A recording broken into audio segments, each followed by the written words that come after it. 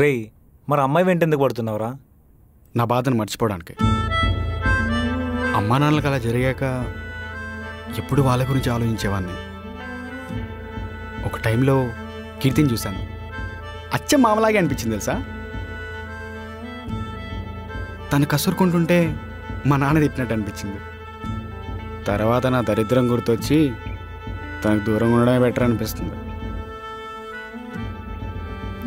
ఏం చేద్దాం? కాఫీకి వెళ్తే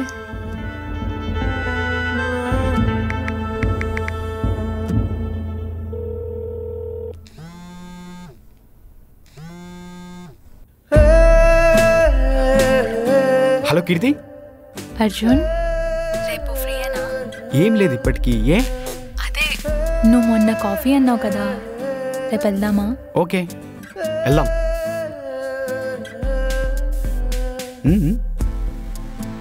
నువ్వు చాలా ఎక్కువ ఆలోచిస్తున్నావు. నా మాట విని ఇప్పుడు నువ్వు అమ్మాయితో ఎలా ఉన్నావో అలానే ఉన్నావు. తర్వాత ఏమవుతుందో చూసుకుందాం.